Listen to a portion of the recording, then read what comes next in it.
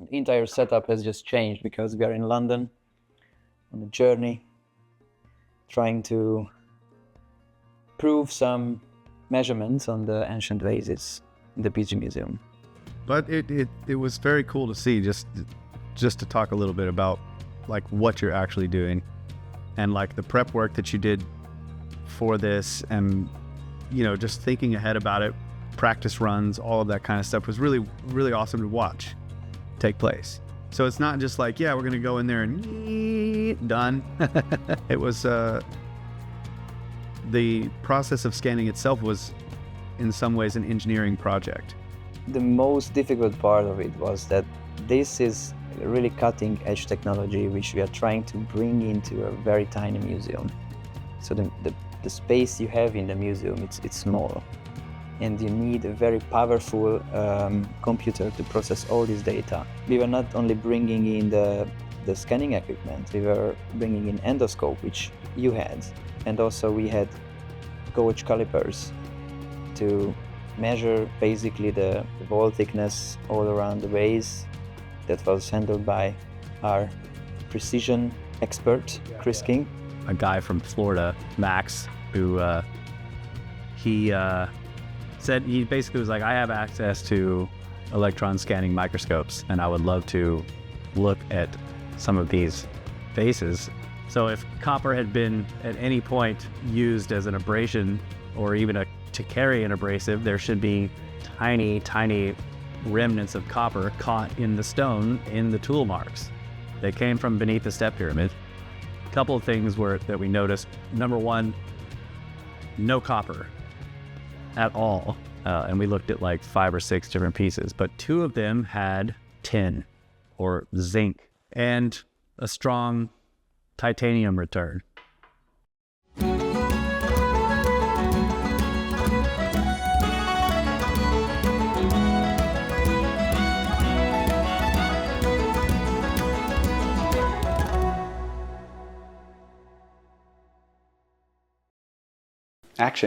Action. Cheers, guys. Cheers. Thanks for coming on the show. Yeah, thanks for It's a having us. pleasure. Snake Bros, or Kyle and Russ Allen from the Brothers of the Serpent podcast. That's right. And the entire setup has just changed because we are in London on a journey trying to prove some measurements on the ancient vases in the Petrie Museum. That's right. We call this a roadsode. Why? It's an episode on the road. Okay. A roadsode. Okay, I get it. Turning the Airbnb living room into a studio. Yeah, that's right. You guys worked really hard on this. I sat here and watched. It looked like a lot of work. I think it was like 2 hours and we changed everything. The stair or the chairs, the table, the furnitures. That's right. Funny. But yeah, one thing is missing from this Airbnb is my Guinness pine, basically. It's not the same. Special glass. It's not the same taste from this glass. This hourglass shape does some kind of vortex in there, and then it affects the taste that much. Is that how weak Guinness is? That it can't handle a slightly different shaped vase? No, it's special because it's keeping the aromas and also the taste. Oh, okay. It's. I'm sorry. I'm not. Oh my God. They're gonna destroy me in the comments. You're gonna get roasted. I'm getting roasted. They all know I drink Keystone Light. Yeah, and wine glasses have a specific shape. It's true, right? Because of what it does with the aroma. Yeah. White wine has a specific shape. Red wine, larger and more vase shaped. Yeah, so I can believe that you may need to do this with beer, maybe. Yeah, I think some German beers has a special glass which is scratched on the bottom, so it will control the bubbles differently. Yeah. And it will give you a different taste. It's what on the bottom? It's scratched. Oh, scratched. Okay. So yeah, it's nucleation site for the bubbles. Thank you. That's what I wanted to say. Yeah. So in wine, especially champagne, you want very clean. Obviously, the glass itself is smooth everywhere. There's no sharp corners or anything on the inside. And then also you have to make sure its acids are stable, because if any acid crystallizes to the inside of the bottle, when you open it, those crystals become nucleation sites for the bubbles, and it'll overflow, or it changes the taste of the champagne. I'm just saying you are in the picture. Chris King's over there. Say hi to Chris, our observer. And are very appreciated. Good help, Yeah, actually. he's here for the research. He's the caliper guy and the core guy. Yep. He brought his brain, which is Right. Yeah. And his touch. True. Yeah, and my eyes. And his eyes. He can feel 20 microns. Maybe 50. 50 micro. 50 microns. By that much.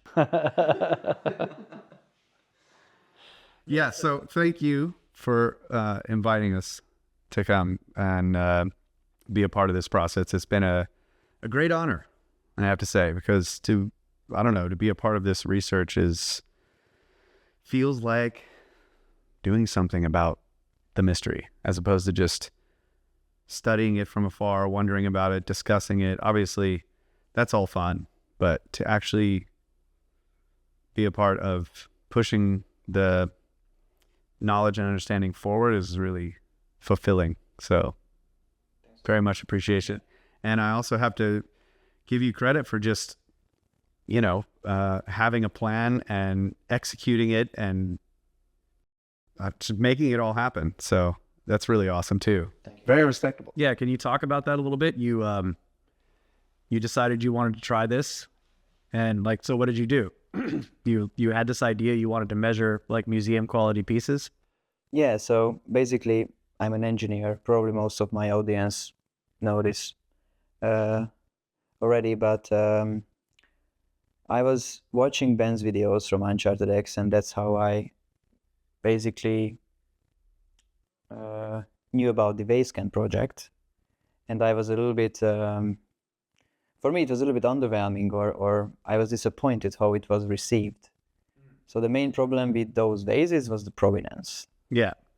That's what I have understood.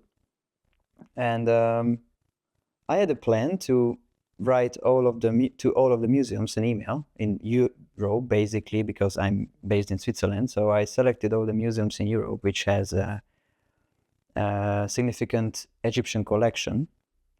And I just wrote them an email that I would like to collaborate with them and bring the equipment and scan their pre-dynastic hard stone vases, basically, and cores if they have. And few of those responded. A lot of didn't. Yeah. But the Petrie Museum was especially kind and responsive from the beginning. They said they couldn't collaborate, they couldn't support me in my research, but they can offer me a research appointment as an external researcher. I can bring my stuff and I can analyze those vases. Do you think that might give you a clue on another way to approach the museums? Write them all another email, obviously not Petrie and, but write them and don't say collaboration. Say, I would like to come in as an outside researcher, because maybe a lot of them are hesitating because they don't want to be a collaborator with this kind of stuff, but maybe they will let you come in and do some research, just like the Petrie Museum did. Yeah, I stated exclusively or explicitly that I'm bringing the equipment on my own expense, and yeah, but collaboration may imply to them that their name's going to be on whatever you're producing, and instead that it's just that you're saying can I come in and look at your pieces? Yeah, probably that was not a mistake, but it could be refined. Or yeah, that's what I mean. The way the Petrie Museum responded gives you a clue on how to maybe try again with some of these other places that didn't respond. I will actually. I really want the Louvre in France. Yeah. And also, actually, I get another positive response from the Egyptian Museum in Turin, in Italy, basically. Okay. They also have a nice collection. But they offered me this possibility if I give them a kind of a research plan. Yeah. So they need to evaluate those things I would love to achieve and how and with what exactly. And they told me that usually they are collaborating with PhD students and these kind of projects. But if I give them the research plan and a clear idea what I want to achieve and how, they are open for that. So I'm hoping I already sent this plan, and probably next year I will get a evaluation or feedback or something. What kind of engineer are you? Like, what is your degree specifically? Electrical engineer. Okay. So my bachelor and also master, I was focusing on intelligent robots and vehicles. I also learned deep learning, photogrammetry, computer image processing, and this kind of stuff. Perfect. So that's why I'm also interested in the scanning and all these things. But mostly as an electrical engineer, I was working in fields of medical, biomedical engineering. I was working with mechanical ventilators, like they're using it for their intensive care. Yeah. And recently I was involved in embedded system development, so very low-level electronics firmware, basically. Okay. But I have a clue about scanning, processing the data, and also writing scripts to analyze these measurements. So that's why I was very interested in this topic, and I wanted to contribute, and I wanted to bring this entire research forward, because I was a bit pissed that it stuck because of the provenance thing. So you weren't unhappy with the quality of the scans that were being achieved or the analysis that was being done. You were unhappy with the reception it got because of the provenance of the pieces that were being scanned. Yes, and I really wanted to figure out what the fuck is happening. Yeah. So I didn't know the guys who made the scans or who owned the vases. So I had no idea if the provenance problem is legit or not. Right. So I wanted to have a real museum piece scanned. Right. So the provenance is not in question. So we cannot have this question anymore. Yeah. I'm going to wonder if they'll question it anyway. How did Petrie know that all those pieces he got out of Egypt were legit? Well, with these museum pieces, you can see or you can know in which tomb was it found and where was it found exactly and when was it excavated. Few of them, which we have scanned, almost all of them has a very legit and nice provenance. So I hope it won't be a question anymore. But I think when we have enough data, the provenance question is not even a question anymore. So you're right. Once enough pieces have been scanned, it stops being a provenance question. Yes. One of the original, let's see, I don't know all the details, but there was a response to about the data for the OG vase, but what Ben calls the original scan, the one that, Adam had. And one of the responses was, the guy wrote an article and he was like, here's a picture of an authentic Egyptian vase, right? Well, Matt Bell now owns that exact vase and he's gotten it scanned. And they just don't respond to that data, and I think that's kind of classic in this sort of debate. They just back off. They don't say anything. They don't address it at all when you come back with a counter. But I think what you're trying to do, and this is good, is once you have enough data, they just don't have an argument anymore, or most people just stop listening to them because it sounds like bullshit. Well, that was what they were asking for, to have some museum pieces scanned, right? So yeah, we can do that. Right. So how many of you scan now? Well, so far, I think it was 10, roughly 10 vases or pots or whatever, vases, vessels. I have no idea what I'm talking about. Containers, yeah. And also we scanned the Petrie core. That's probably another topic in the future because do you think the cores are just as important? I think so. I really want to close the book on this topic as well. So it's 150 or almost 200 years old. It's like 1880s, I think he excavated it and talked about it. it's a very long debate, and I do think it's connected. The vases were cored, right? Yeah.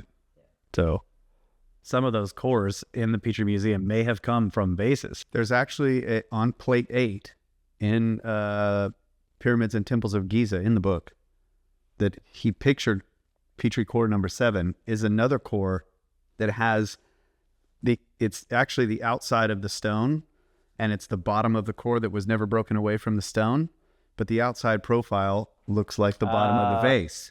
Okay. And so when we go back, I was going to request that they could, if they had it in their archives. It's on that same plate. they have a lot of cores, but I didn't see any others than the Petrie core. So the Petrie core is the only core on display what I have seen. Have you seen any other cores? Well, you showed me the picture of the tray full of cores, but you said most of those are alabaster. I think it's not on display.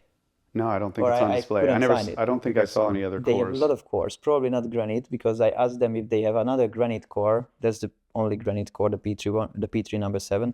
But they have porphyry, basalt, alabaster, and these cores.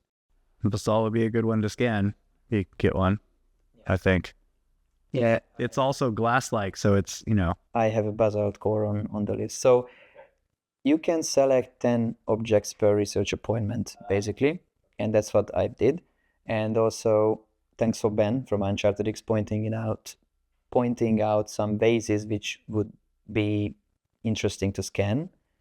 I have also searched there. Petrie Museum has a quite nice online collection, so you can search based on, Oh, like a directory. yeah, kind of. You can search based on material, periods like Nagada or early dynastic or whatsoever, object type, so you can search for vessels, vases, cores, holes.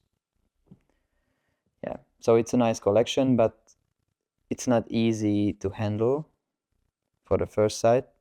So you have to try a bit how to search in the database, but it's a nice one. But Ben had already kind of a list which would be first to scan.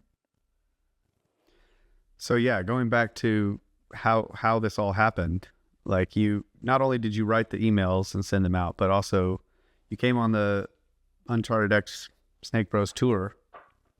Yeah, this year, March 2024. And you built a team.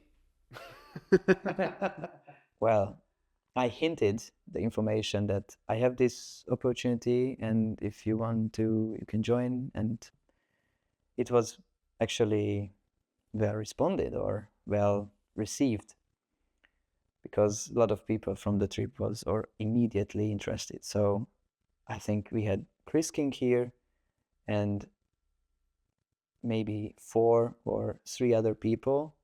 You also, you brought someone from the previous trip, the one trip before March. So it's like the people have quite high interest in this scanning thing. Yeah. I think that's very, very top topic right now. Yeah.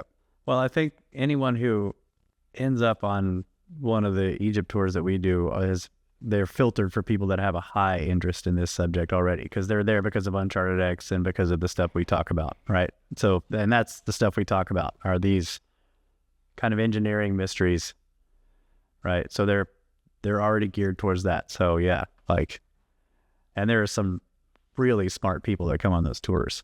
Yeah, geologists, engineers. Yeah, not us, you No. guys. Yeah. Yeah. I'm just writing emails and scanning. So, yeah, but it was very cool to see, just to talk a little bit about like what you're actually doing. That there are obstacles, there are difficulties to overcome in the process that you're attempting to do, and like the prep work that you did for this, and just thinking ahead about it, practice runs, all of that kind of stuff was really, really awesome to watch take place. So it's not just like, yeah, we're going to go in there and done. It was the process of scanning itself was in some ways an engineering project. Yeah, because I think the most difficult part of it was that this is really cutting edge technology which we are trying to bring into a very tiny museum. So the space you have in the museum, it's small, and you need a very powerful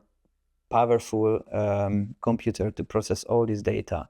And also we were not only bringing in the scanning equipment, we were bringing in endoscope, which you had, and you did the endoscopic work trying to capture the vessels from the inside, because the scanner cannot really capture everything from the inside. And also we had gauge calipers to measure basically not the concentricity, but eventually this is the information we can get from these measurements, but it was measuring the wall thickness all around the vase.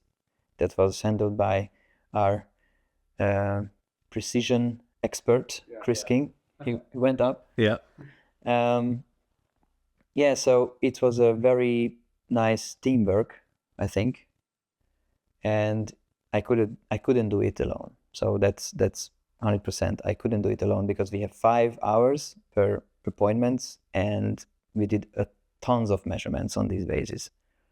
So Yeah, and all of you guys were practicing before we went up there. yeah, we were practicing On a toothbrush holder. That was great. I'm sitting here watching. That is the most measured and scanned toothbrush holder in the world. Yeah, it was kind of a marble.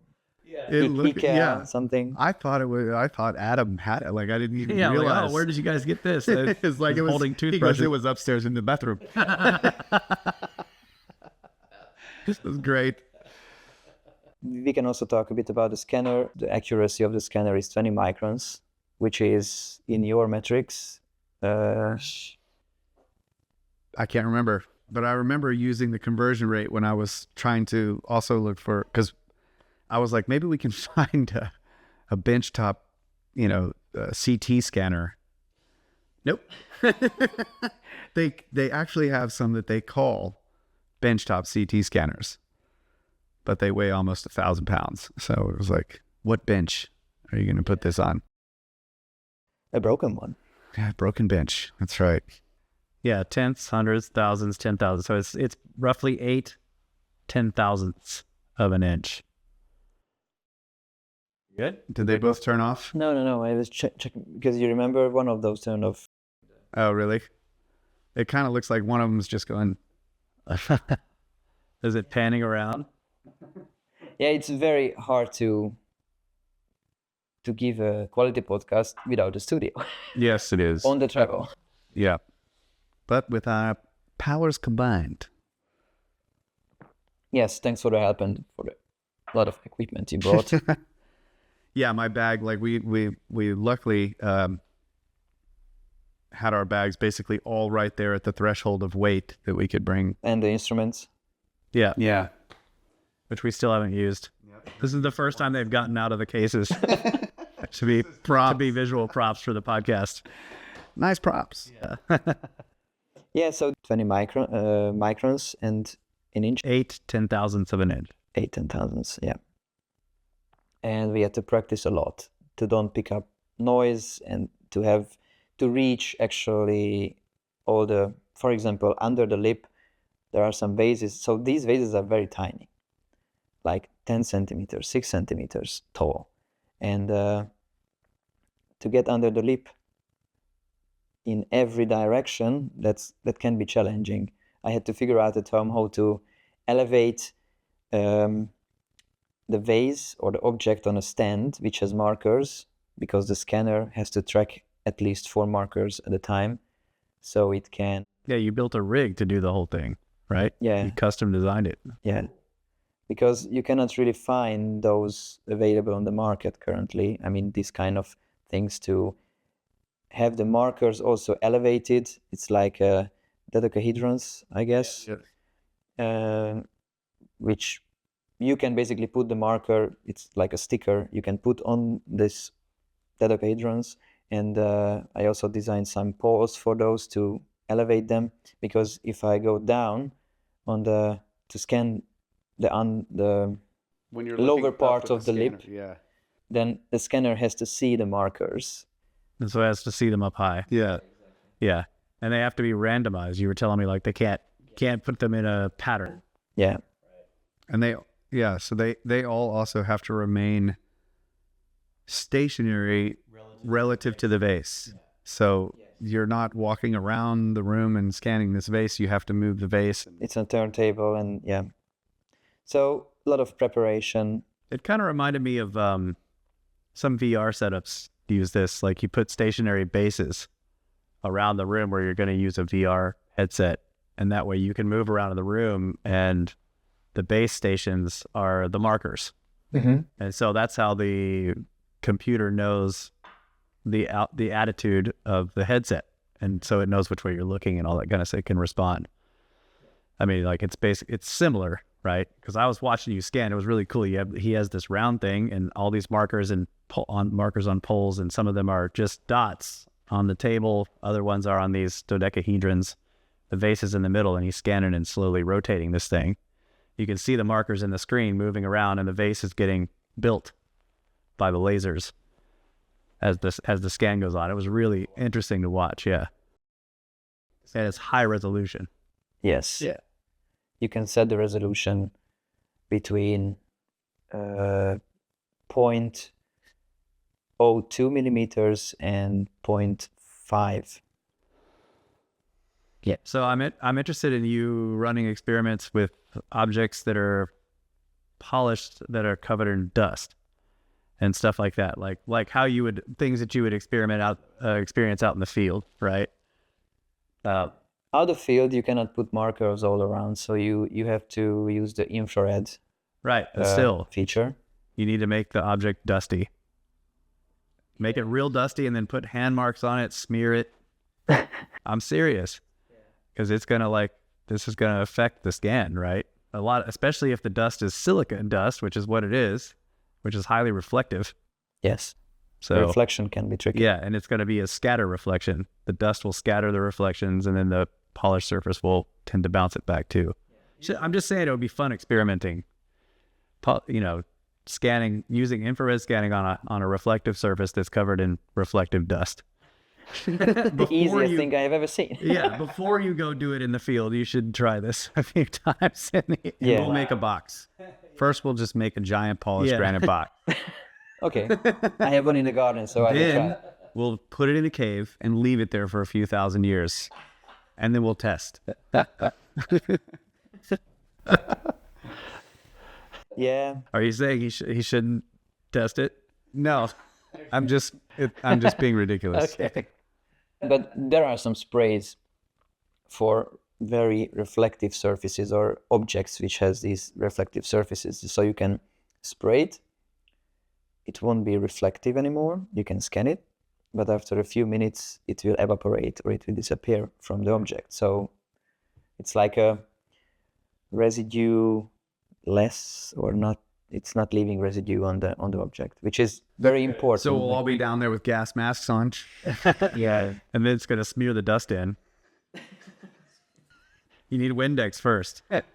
This is what I was saying. A pallet of big 5-gallon buckets full of Windex and a pallet of paper towels. Yeah. I mean, it sounds goofy, but I think these are real issues. Like, Yeah, these are your problems. Yeah. yeah. I didn't know about the spray. That's interesting. It'll make a polished reflective surface non-reflective for a brief period until it evaporates. That's cool. But you will have to get rid of the dust first. Otherwise, you're just going to make mud. Yeah. Yeah.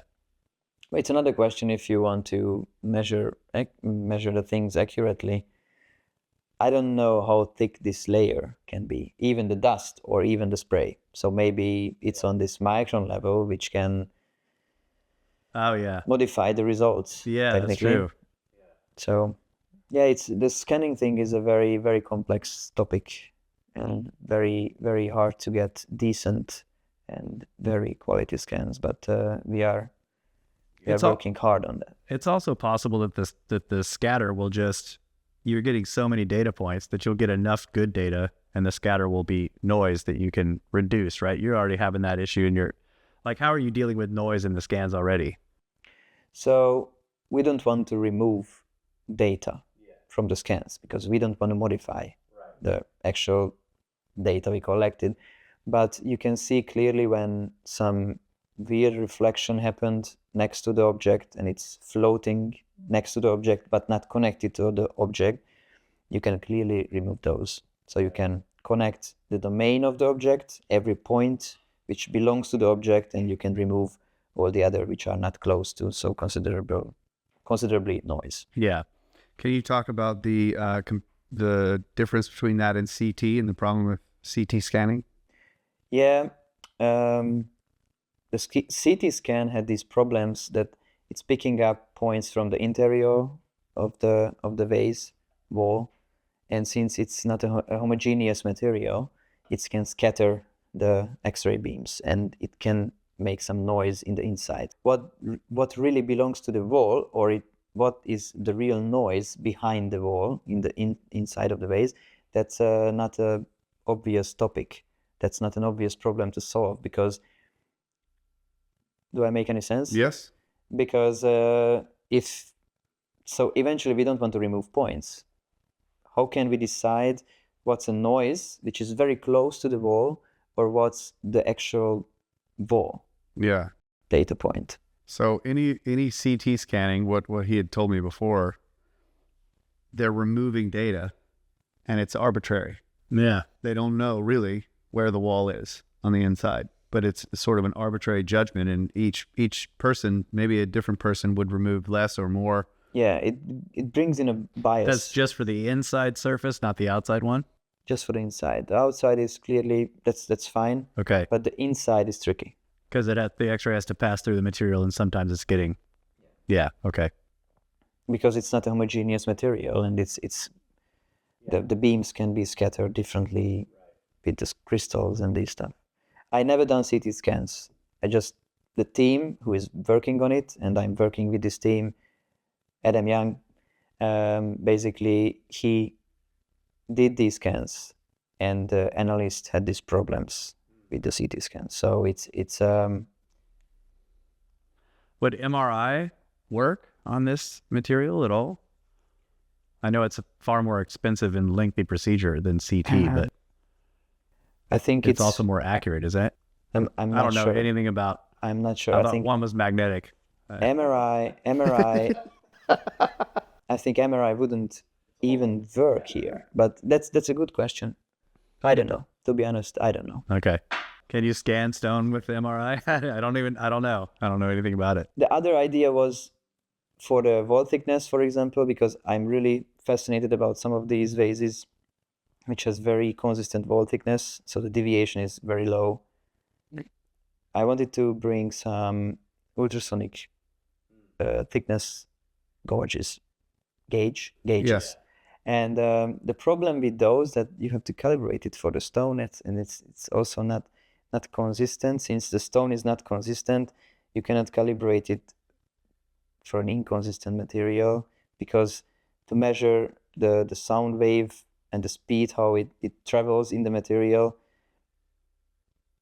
I think it couldn't measure it accurately. It's going to be hitting prisms the whole time and changing its direction. Yeah. So yeah, it's a good point. None of the vases are made out of any kind of... I mean, it's stone, but they seem to go out of their way to choose like massively inconsistent materials, right? Like this stuff that has giant crystal inclusions in it, they picked it on purpose. Probably. Yeah. I mean, it's a beautiful material, but it also makes it difficult to do like a ultrasound on it. Yeah. I cannot imagine how difficult it is to work with, to carve it and to... The Brescia vases, like chunks of flint and all kind of quartz in there, and yeah. Yeah, it's not an easy topic, but I was asking myself during the preparation, why no one has done this before? Yeah. Why no one has... I mean, yes, the scanner we are using, it's a very recent product. So I think it came out this year, probably. And to have this portable accuracy, let's say, it's very new. But still, why no one has really scanned those vases with a structured light scan in the museum, I had this question, and I think I found the answer because it's not easy. Oh, yeah. It's- You're finding it's out really why. hard. it's really hard to bring all those Well, computer and Yeah. tools, and it's just not an obvious problem to solve. but that maybe another reason it like has there been an Egyptologist or archaeologist since Petrie who has really asked this kind of question about these objects? That's a good question. I mean, maybe there has been. Petrie says clearly they had the lathe. I mean, that's what he said. And like ever since then, they're like, no. Yeah. So I feel like that's part of the answer of why no one has done it, because they don't think there's a reason to do it. They have the answer. No, and you know, Kyle and I talk about this on our show all the time. Like the problem with like definitive answers is you stop asking questions. Yeah. And so no one has asked the question like, how accurate are these really? You know, since Petrie, well, up until Adam and Ben and you know these guys got this project going. Actually, Chris was explaining in the museum because the archaeologist who is responsible for these objects she was watching us to don't destroy the vases. Yeah. And Chris was talking to her. He was explaining to her that why we are doing this and what are the implications and why it could be important. And actually, she was surprised. She didn't know about it, but she got interested. Ah, good. Yeah. And actually, it was very, very positive in the museum that they were very kind. They were helping us, and they were actually not telling that only two of us can stay in the museum because there is a restriction that the space is not too big. So you have to be careful because of we brought in cables, extra stands, a lot of equipment, and there was not much space. But they were very kind to let all of us in and help us. Even I think you asked for a fragment, right? Mm-hmm. And she was bringing out. Yeah, she went look. She just offered, like, I had mentioned it, and she was like, "Oh, we might have that. Do you want me to look for it and see if we got?" I was like, "Heck yeah!" She looked it up in their database, found one of them, and brought it out, and he scanned it. So Nice. really cool. Yeah, they were very accommodating, and it was really cool to see when you got your equipment all set up, and they were observing it and just like very complimentary of like, this is awesome. Like they Yeah, just that's what they thought it was want, great. right? Yeah, they right when we got there, they were like, research. You know, it was exciting. It felt good. You know. You know why? It's because it was lasers. As soon as people see the lasers, they're just like, yeah, science is being done. Okay, next time disco. Yeah, so it's a very amazing experience to, as a non-archaeologist, okay, engineer, but non-archaeologist, experience this excitement from the archaeologist in Yeah. the museum, and they are letting you touch their objects. Not that way.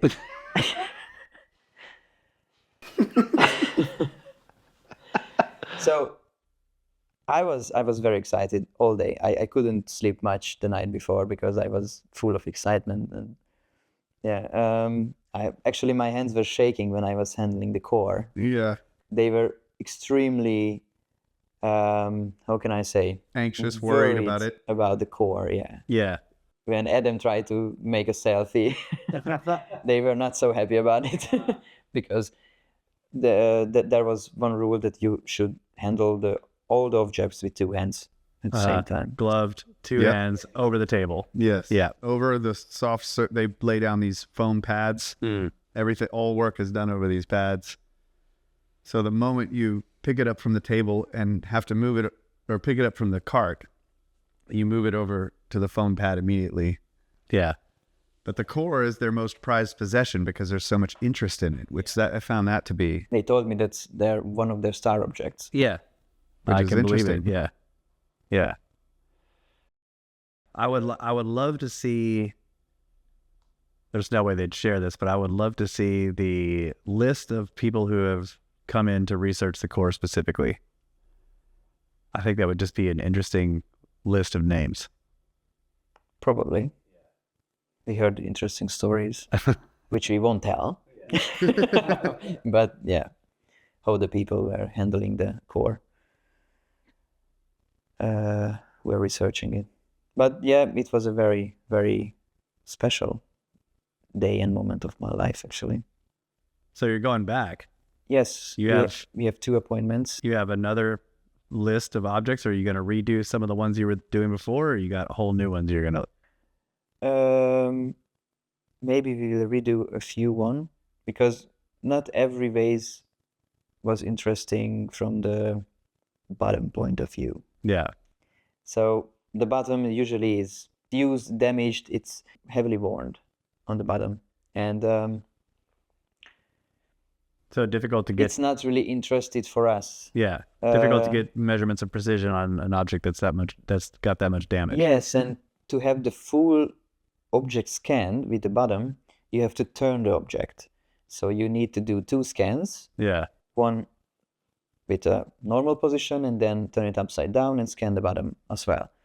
And you can align these 2 scans. But I'm a bit afraid that by aligning these 2 scans, we can bring in some error which is within the margin of the accuracy. I'm not sure. I will consult with the engineers, because I'm in contact with the engineers, and I was actually trained by the company's engineers who are producing the scanner. And also I can just ask any questions basically from them, because they are helping us. But yeah, I was afraid of this error which the alignment can bring in, and therefore we can analyze it separately, but rather not Put them combined. together. Yeah.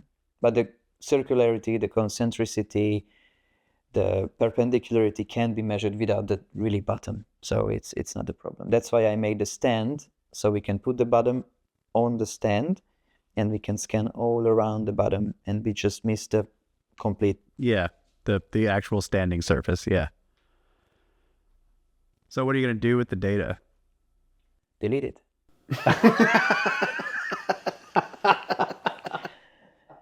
It's too serious. I have to delete it. This is incredible. Yeah, delete, go back to my life. Analyze it and delete it. No, we need more time. We need weeks to properly analyze the data, and we are thinking of publishing.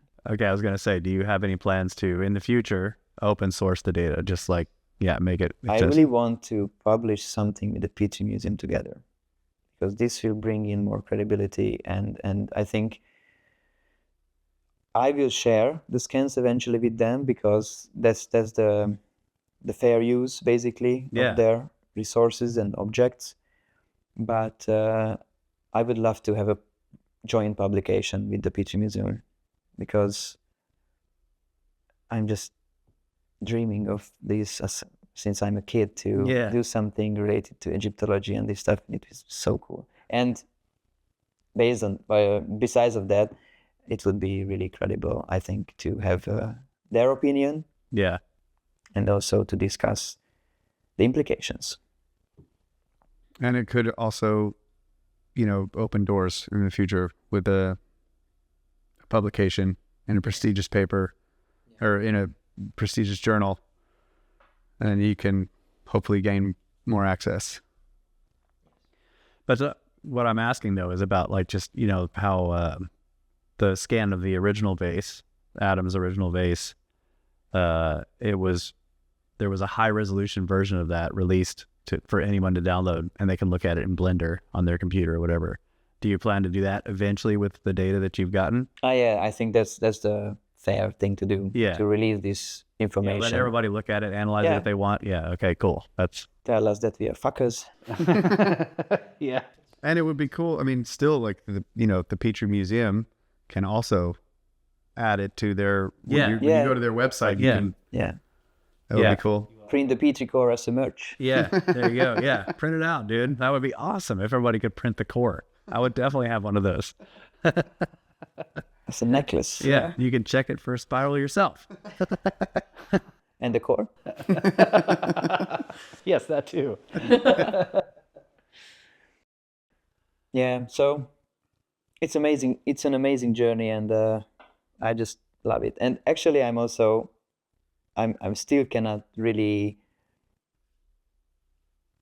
How can I say? I cannot really believe that we are here together, because I went on your tours first. I have to be honest.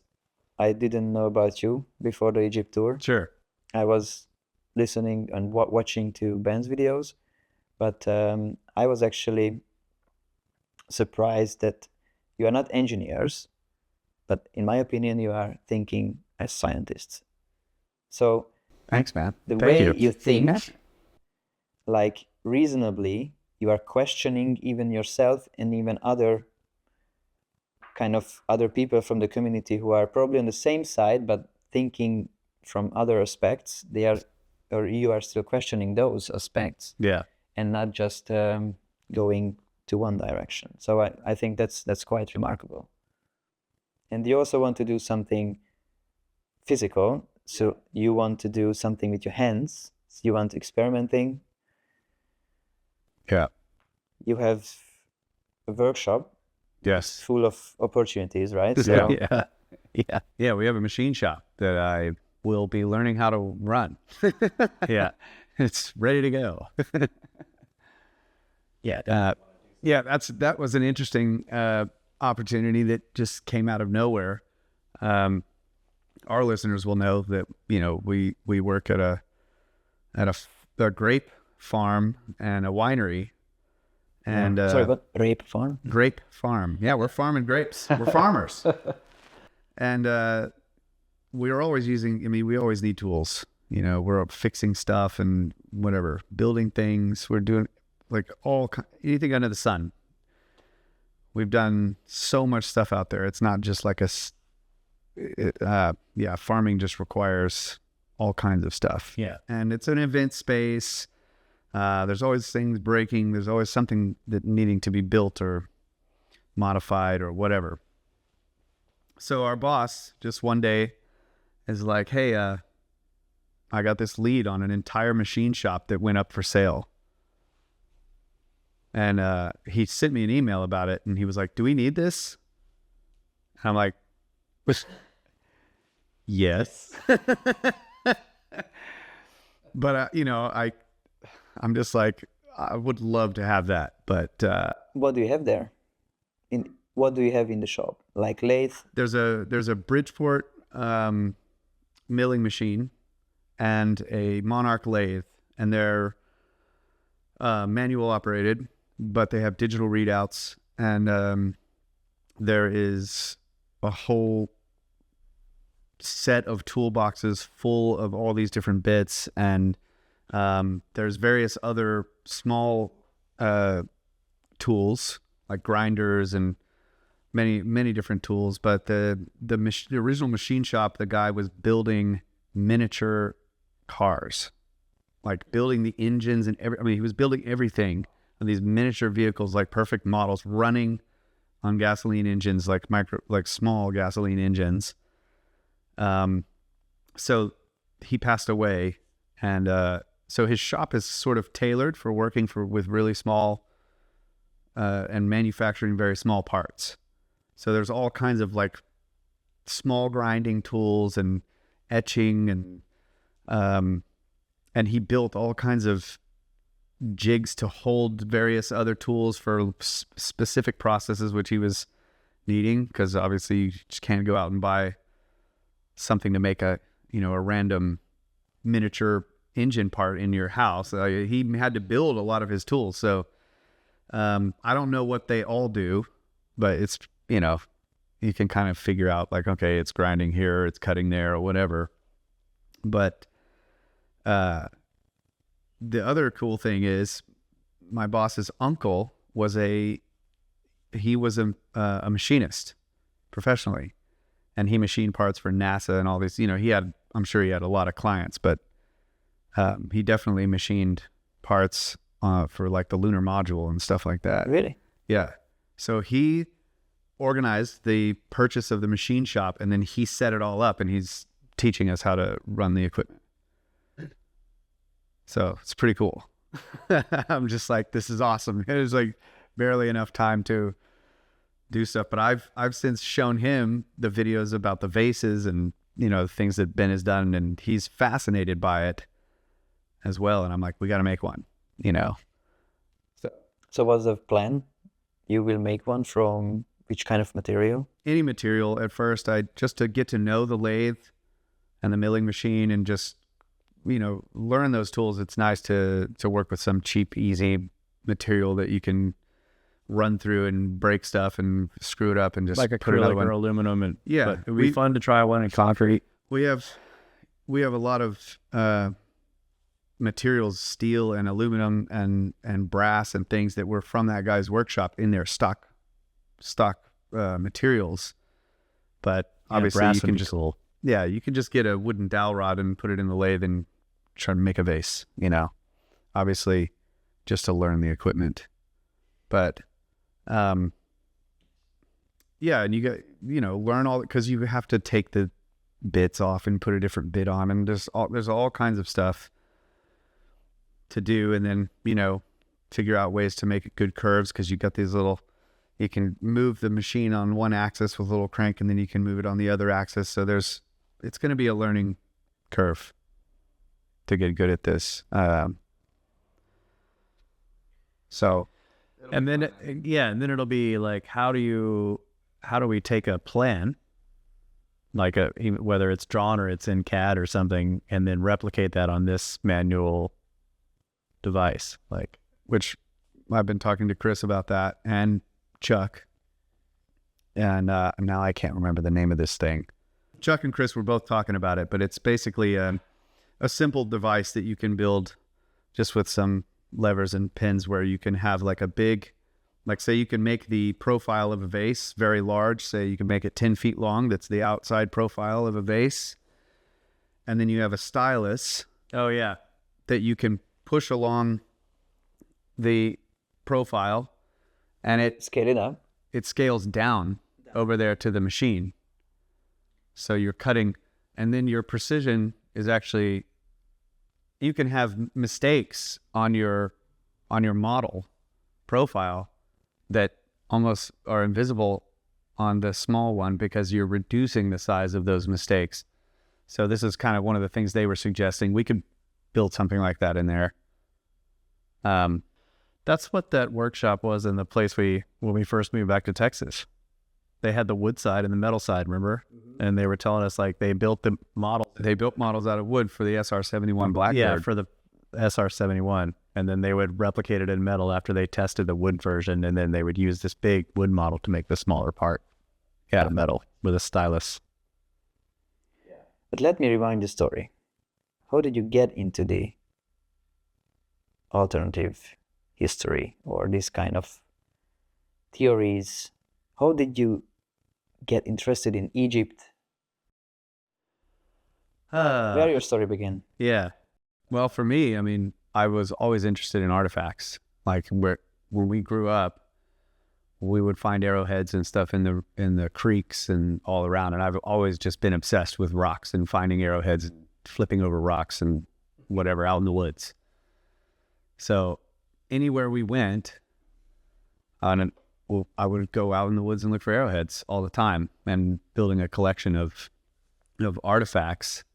And then that grew into learning about the campsites and actually, when you're a kid, you're just a cool rock. And I would literally make bows and arrows and tie my real arrowheads onto them and shoot them into the woods and lose them. But eventually it turned into an obsession with this. It's almost like the sensation when you find an artifact that you somehow just warped into this past scenario that is long gone, but it's like, I don't know, there's this sensation of just like somebody was here and they made this and they were doing something with it, right? It's And you pick it up and it's ancient. yeah. And the last guy that, because I no am- one else picked it up, I so am you the- know you're the First person to touch this since the ancient guy lost it. yeah, the arrowhead. So that has been, and then like I was saying, then it goes from just the artifact to the context that the artifact is in, the campsite. Why are they concentrated here? And of course that turns into like, now you're looking at geography. Oh, there's like this hole down here in the ground that used to be a spring, and you can tell by the way the layers have been eroded that this was an old spring, and there's happens to be a Indian mound, well, a midden mound of a trash pile there from where they were camping. You start to find those around the place and kind of just, I don't know, it's this fascination with this lost world. That was kind of my initiation, I think, into just being generally oriented to this type of stuff. But then you bring in this guy. I love mystery, right?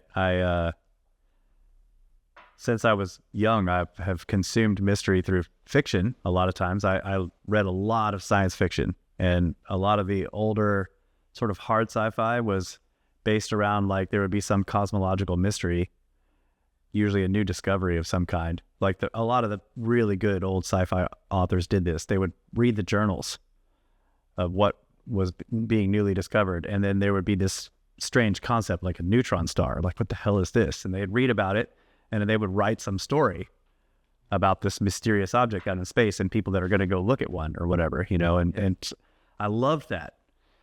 And this is in fiction, but they're writing about real mysteries, cosmological ones. And there's mysteries here on Earth too, but like eventually I found out that there's lots of strange mysteries in our own past. And I started to read about those, and like then next thing you know, you're reading about like ancient civilizations that have sort of unexplained architecture or structures, or like how do they move these blocks? How do they make them? And the mystery arises out of our concept of their technological level compared to the architecture we're looking at, right? So then you start to ask yourself, well, is there really a mystery here, or have we just misconstrued the past? Like we don't really know how advanced they were. The other possibility is that maybe some of these things are much older than than the attribution is. Like, in other words, some of these structures are attributed to the wrong peoples. And that possibility arises from when you're looking into the mysteries of these, and then you start reading the myths, which is just the historical, the what people of the time thought was history, we now call myths, right? But you start reading their history, and you see them talking about very much older civilizations, or that there was a time of the gods or whatever. So then you start to ask yourself, like, well, maybe there is a really big mystery here. And like, that's what kind of got me into it. And then I'm looking at, drawings of the pyramids and their interior structures. And you're like, what is this thing? Like, these little pathways, it doesn't look like a tomb. I remember one evening Kyle was up at my house, and I'm like, look at this interior structure of the Great Pyramid. And he's like, what the hell? And I'm like, yeah, what is this? It looks like they built something and then covered it over in a triangle, right? And it's so that just kind of leads you down a path. Once you investigate one of them, whether it's you're looking at Peru or you're looking at Egypt, does this to a lot of people. You look at Egypt, you see that there's a lot of unanswered questions, and that leads you to the rest of the world, like the Peruvian stuff, some things in Greece, Malta, Easter Island. And visiting these sites is kind of building a skill in you to realize or to notice other similar features in other places, which is kind of odd or not really fitting to the narrative. And like spending a lot of time studying the architecture, studying their imagery, their writing, the things that they chose to carve into stone. once you've spent a lot of time looking at that for all these different cultures, you begin to see patterns. There's similar imagery. And why should that be? Now it's more easily explained with when you have Egypt, Sumeria, Assyria, Babylon, Babylonia. Those are all really close to each other, and they obviously influenced each other.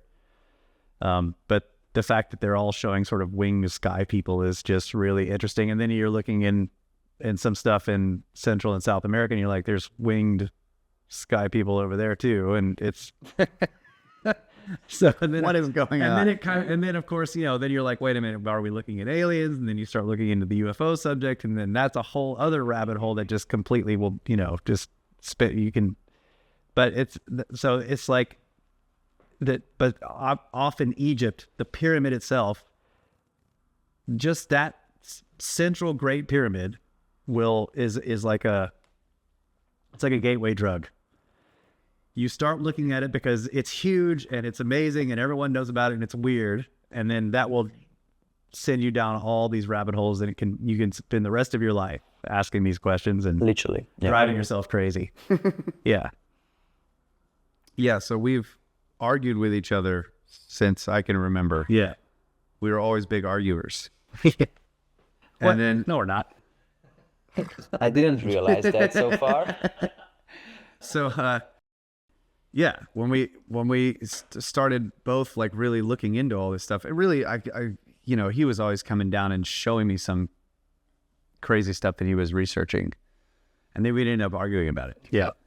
Like how could it have been done, blah, blah, blah. And through those sessions of arguing about it, we kind of came up with a sort of, almost like a philosophy of how to discuss these mysteries with each other. Yeah. That was Productive way to discuss them. more productive. Yeah. And it just, and then obviously it wasn't just the ancient mysteries. We're also diving into physics. Like I got really interested in physics, mainly because I was working with audio in the studio, and I really wanted to understand like the acoustical physics and try to really grasp like what was going on. The fuck is this, World War III or what? Yeah, it's World War What's III, and happened? then my light died. Those cameras probably turned off. Whatever. Road sewed. Copters and I don't know, probably it's not going to the mics, but sorry, continue. We could take a break. Road sewed. And fix the light problems. So, Productive conversations. yeah, so we were going, like, both of us ended up going down the physics rabbit hole and really trying to do a lot of research into physics, and then geology as well. And it became kind of like really fun I was never much of a school person. I didn't like school. I just wanted to be free and play rock and roll and shit. But, yeah, it was really fun to explore these topics and find really good teachers, through either books or videos or whatever. Mostly we were listening to audiobooks at work, and podcasts and stuff like that, and then reading when time was available. But it's sort of the combination of all these things. We were going into physics, and then we were starting to learn like really what is the scientific method? What do these really good scientists do, and what is their philosophy, and how do they look at their work? You read a lot of Petrie, you told me. Yeah. But I think for me, really, Feynman. Richard Feynman was like a huge influence on the way I think about science, or how to actually use the scientific method in everyday life to like kind of get rid of things that are not true. And so that we sort of adopted that in looking at in the ancient world. And Manly P. Hall also gave some great lectures, and he was very entertaining to listen to. He's like the Feynman for esoteric subjects. Like, very entertaining. Audiobooks, usually, or lots of audiobooks. Lectures that he gave. Yeah. Ah, okay. Oh yeah. Yeah. For him specifically, but man, lots Feynman. of audiobooks. Yeah. Yeah. We had a job. We spent years actually running heavy machinery out in the woods where there was no cell service. So when you had time to. I mean, just All hours day. and hours and hours, all day. You can just listen. Download a whole bunch of stuff before you went out there because there's So no we would data. both like go and download books, and even I went so far as like getting PDFs and just having the like computer read them. But we would share all that. I was traveling a lot to work, so I was commuting like hours. I'm sure you do as well. Yep. And I find myself, okay, this is just wasting of time. So I started to use Audible Yep. and started to listen to Graham Hancock, Robert Schoch, and these books. I think first Robert Schoch's book was the first, the Sphinx Origin of the Sphinx, I think. And that's why I was getting to these. I got interested in these tours in Egypt because I really wanted to experience and see those places with my bare eyes. Yeah. But speaking of science, you and Ben did something very interesting on the vases, or you had some vase fragments. Yeah. Yeah. So Ben was contacted by a guy from Florida, Max, who he said, he basically was like, I have access to electron scanning microscopes, and I would love to look at some of these vases with the microscope, but probably can't look at an entire one. So maybe if you have pieces, and we do have pieces. We took a vase and just brought in the pieces. Worth it. Do it for science. 5,000 years old. Yeah. So yeah, we have fragments. So Ben agreed and Ben contacted us and was like, you guys need to go down there with me. Like, we should bring our fragments down there. Kyle couldn't go. And the vases? Yeah, and the vases as well. Kyle couldn't go. We were kind of right in the midst of the fermentation process for this year's harvest. But it was kind of a long weekend, so Kyle was like, well, you should go. So I went with Ben, and we went down there, and it was really awesome. He is a very interesting guy. Max is, first of all. He's working on like fusion, and At home? Yeah. Yes. Yeah. He's working on a kind of I'm probably going to get this wrong, but basically some kind of ultrasonic application for controlling very small fusion reactions within an enclosed, he's doing something small, trying to do something that will like basically a home fusion battery, right? Tiny and controlled. He also has a gigantic Tesla coil in his garage, and he was using it to run experiments to see if he could change the local decay rate of radioactive material. Interesting guy. Yeah, indeed. He's got a PhD in physics. He was at the University of Pittsburgh. Like he's legit. But he's also he's like, I want to do garage science. Like, he was like, he told us he felt too restricted in the academic environment. He was like, I wanted to do like very interesting edge case things, and they just don't want to do that there. So he's like, screw this. I'll rebuild electron microscopes for money and try to make fusion in my spare bedroom. So a really cool guy. So yeah, he when we went into his house, he's got 2 microscopes right there in the living room, and there's a third one in pieces over there, like that he's working on. So we spent 2 days with him, doing sort of spot checks on the various fragments we brought with us with the microscope, just like sort of exploratory, nothing, what's the word? Comprehensive or. So not a grid search, but. Right. No grid searches. It was just like, let's put this one in and check it out. We'll look at this spot, look at tool marks, look for any anomalies. And we kind of did that with each piece, put them in and look at the interesting areas.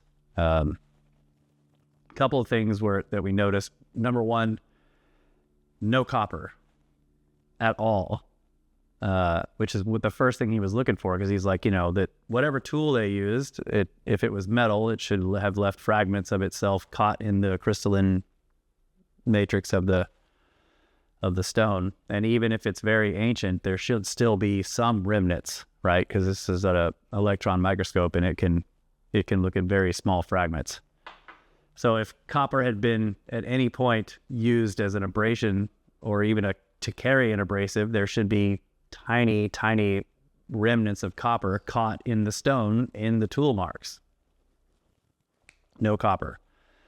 The microscope itself was I don't know if they all do this. I guess they do, but it was able to. It's a mass spec. Yeah, you could pinpoint any spot and get a mass spec for that area, and it would tell you the elemental components that you were looking at.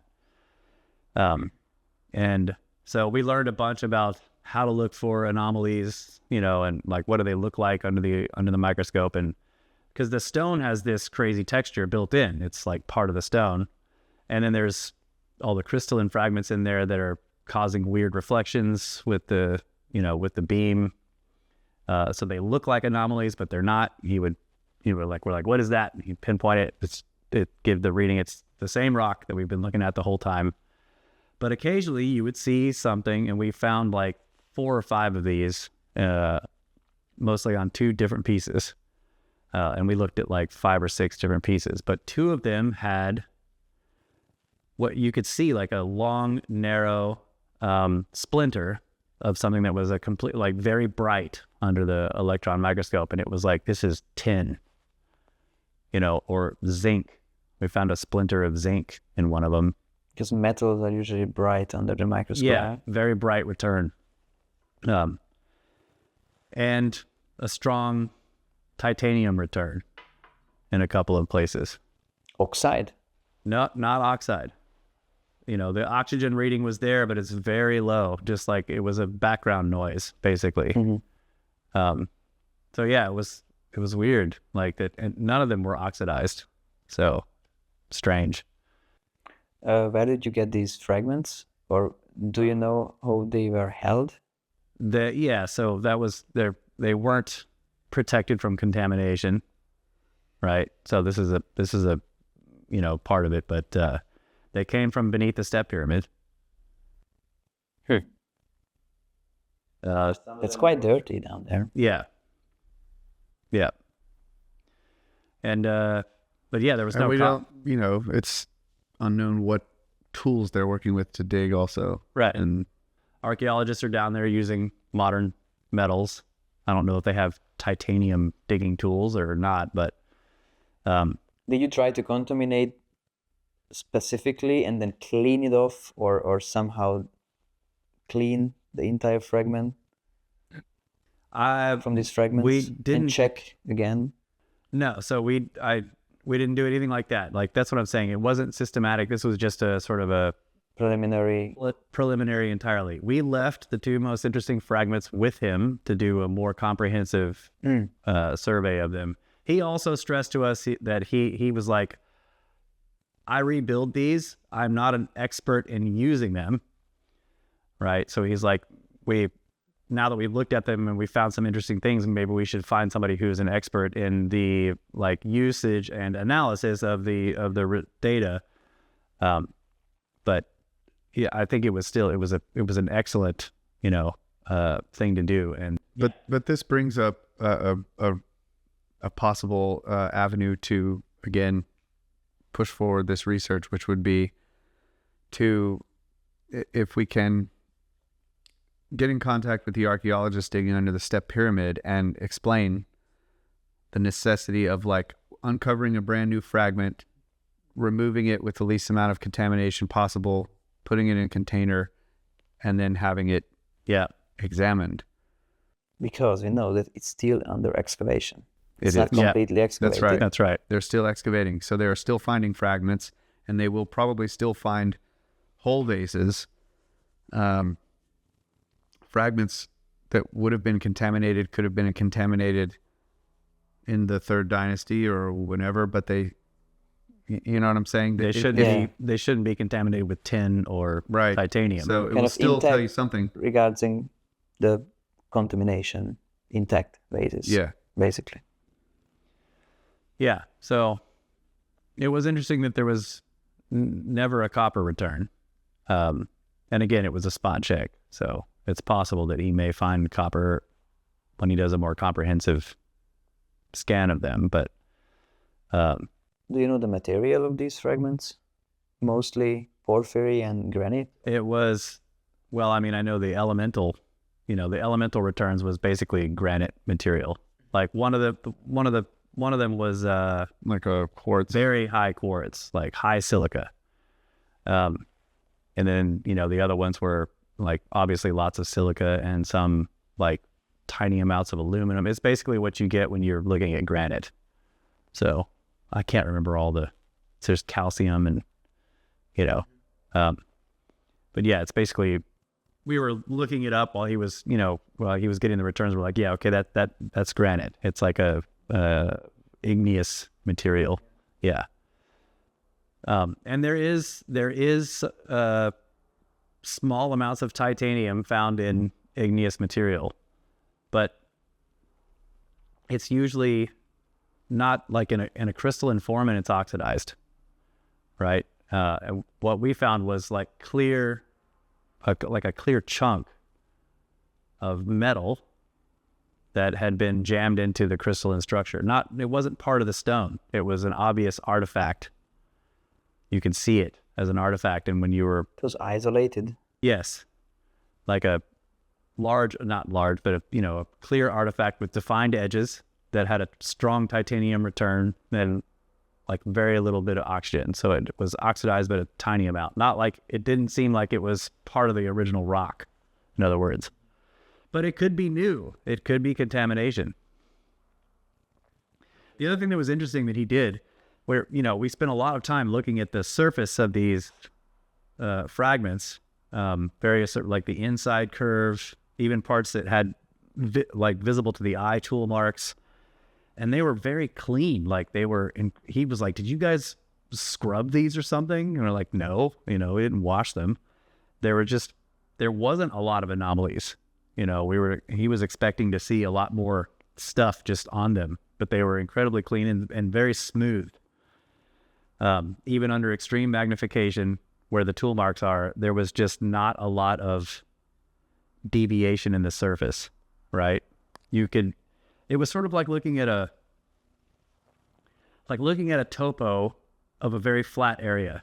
That's what it looked like. You could see lines and stuff, but just there was not a lot of difference in the surface, even at strong magnification. This was really interesting.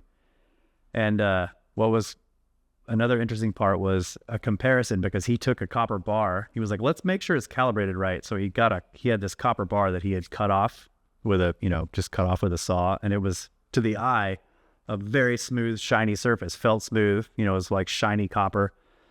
And he stood it up in the test chamber, and we put a vase piece next to it, closed it, pulled a vacuum on it. And then when we looked at it, that edge of the copper that was smooth through the feel was incredibly jagged, deep jagged marks from the saw cut. But then we move over to the vase, and it's perfectly smooth, right? I mean, it's just smooth compared to this cut piece of copper. That was really, and of course, he pinged the copper with the mass spec and came back with this huge copper return, which we never got anywhere on the stone. So I don't know, like,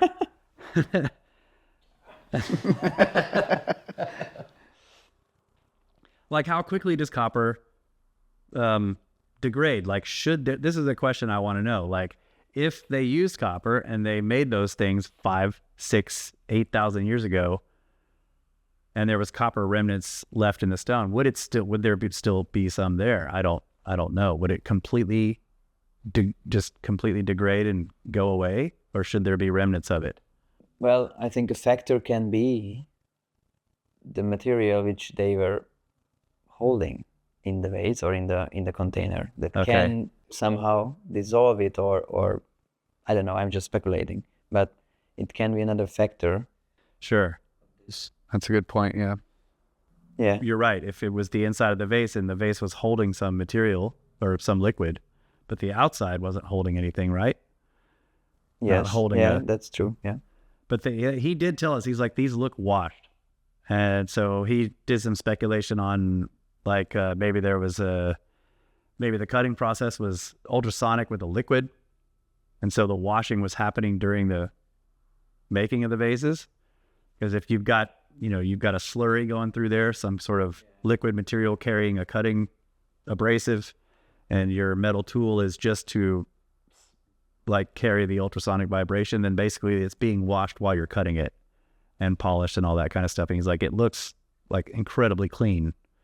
Yeah, this ultrasonic thing is very interesting. Have you heard about the ultrasonic toothbrushes and how they work?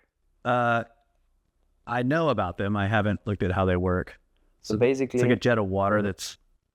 no, just the toothbrush. I also have one. Oh, So there's just the toothbrush, which is vibrating the handle is vibrating the bristles, the bristles, the brush part head, and it's creating. So with your saliva and the toothpaste is kind of creating a fluid, obviously, and the toothbrush is generating bubbles in this mixed fluid in your mouth, and these bubbles are kind of removing the plaques from the teeth. Yeah. it's breaking it down because of the vibration. So yeah, cavitation bubbles, especially when they're asymmetrical and they collapse, they make a spike, and it can destroy freaking anything. I mean, it'll just pick particles out of anything, any material. My dentist explained it to me that this is how these kind of toothbrushes work. That makes sense. I'm a big proponent of ultrasonic being, I mean, I don't think for sure that the ancient Egyptians had ultrasonic production, like, can they make a tool that can produce ultrasonic vibration down at the tool tip or whatever? That maybe. And that's when one of our conversations on the Egypt tour was about this. Like, how can you simply with like hand-powered mechanical tools make ultrasonic? And you actually had a really good idea that I think we ought to build. Well, I was drunk. Are you sure? I don't think so. I mean, it's simple, but you could definitely do it. You just need to have a vibration of a frequency, and 30,000 times per second or 40 somewhere. You could, if you can tune it by just spinning a wheel. That's a really good idea, I think. But so to say that they might have had ultrasonic drilling tools doesn't mean that they had some kind of electrical power source. What's or the word? Electric based tools or machines. Yeah. Transducer. Right? They don't need an electrical transducer. The whole thing could be mechanical. So there is no transduction of energy into a vibration. They're just literally making the vibration with a mechanical tool, which is possible. And it would help a whole lot to cut through this stone. So why wouldn't they have discovered this or used it? Chuck showed us some videos of ultrasonic drilling where they're pushing a pipe down into the ground, basically using ultrasonic, right? Like for I don't know, a well or anything like that. So that instead of a quickly rotating bit that's using teeth to chew through the ground, which can take a long time, they have these things that they set it up, and he showed me a video, and like they've got the thing and they've got the pipe in, and it puts some pressure on it, and then as soon as the ultrasonic turns on, it just plunges into the ground, right? And so this technology is used now, and it's like going into rock with this, with this ability. So, and you can also make star-shaped holes and things like that. I've seen those. Yeah. That's interesting. Would person experimentation try to And I think make something? the other thing we talked about with Max, Ben and Max and I talked about, is if the vases aren't actually vases, if they have some other purpose, if they're components in some system, then maybe that's why they're washed. That they got washed through use. Sort of similar to what you're saying, like they were holding some liquid in it, cleaned them out. But imagine if they were in some system where things are turning or liquid is flowing past them or whatever, like a part in some kind of engine. Now I'm obviously going more advanced, but Yeah, then they end up polished and clean in situ. because of usage. Yeah. So, Are you following up on this research, or are you planning on this grid search? yeah, the follow-up is, the next part of the follow-up is Max is going to contact us when he's done a more comprehensive both sides surface scan of the two pieces we left him. We're going to, he's going to tell us, like, did he find any more metal fragments? What other returns what other anomalies did he discover? And then I think Ben's going to put him into contact with possibly Adam and Matt Bell, who have actual like, he could get a small vase in the... He have so many. He can just crash one of those. Yeah, we joke. Ben and I actually went down and did a show with Matt after hanging out. We're like, why don't you just break one and send it to him? You got a bunch, bro. But the test chamber, the scanning chamber is, a very small, and then it has a sample table in it. You're supposed to, mount the sample that you want to look at in there, and they're built to look at small things very closely, not large things very closely. So, but Matt has a small rock crystal vase that could probably fit in one of them. But he would only be able to look at the outside, obviously. But yeah, I think it does open the possibility for future research. Like, looking at them under the microscope is really fascinating. I wonder if any museum would be open for bringing out fragments or pieces to a research lab where you have the CT machines, where you have the scanning electron microscopes. I don't know. It would be an interesting research to do, because, for example, the Petrie Museum had a lot of fragments as well. Yeah. Reconstruct or repaired vases and fragments. I don't know. And since this kind of teaching material for Petrie, which we have seen and also we have used for our analysis, probably these are not intact, but kind of less contaminated than other. But still, clearly, Kyle's right. The best possible would be to get one that's just been uncovered from beneath the step pyramid, and no one touches it, and it gets put into a protective bag or something. And we are working on kind of a collaboration with Egyptian universities, and hopefully we will get permits to scan some vases in Egyptian museums as well. This kind of application is in progress, but it would be interesting to be in contact with the leaders of these excavations under the step pyramid. I don't know if it's even possible to handle or...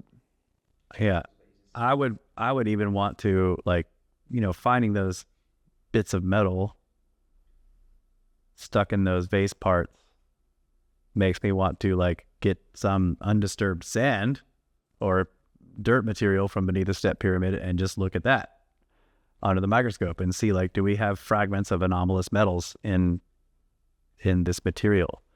Because it looks like somebody took an enormous collection of vases and stashed them beneath the pyramid, and like, where did they get them from? Did they come from all over Amazon. the place? Huh? Amazon. Yeah. Egyptian Amazon. Yeah. But, were there other things down there with those vases that has since been taken? Like, we know the place was, like, looted in antiquity, basically, like a lot of these sites were. And if there were metal objects, they got taken. Even if they weren't gold, somebody would recognize metal and take it. Yeah, those amounts of fragments we have seen there. And that's just Yeah, somebody was breaking vases to get stuff out of them, or just trampling through them. I don't know. Like, can you imagine what it would have looked like in those tunnels with tens of thousands of whole vases? They would have just been, it would have been crammed full, right? It's not like they lined the walls. It would have just, you just pack them in and fill the tunnels. And you have to dig a tunnel around the vases to get to the back of the tunnel. That's why there's a labyrinth down there. I wonder how many tunnels are still not excavated. Yeah. So I would be interested to know if there's like what's in the dirt down there. I mean, they're just digging it out, but like, is there interesting material in the sand itself that might tell us some stuff about those vases? Well, I hope we can move forward with this kind of research and maybe open some new doors and raise the interest of academia and these kind of groups to collaborate, because I think this is just amazing that those information we can figure out with the scanning and the electron microscopy and these analysis. Thank you guys for joining me on the show. It was a pleasure to meet you and to talk with you. And I hope we will have more Absolutely chats, and maybe we'll have more things to do on Monday. Yes. Yep. But yeah, thank you. Yeah. It was a pleasure, and I'm really glad that you are here. Thank you. Thank you very much. Yeah. Cheers, buddy. Thank you.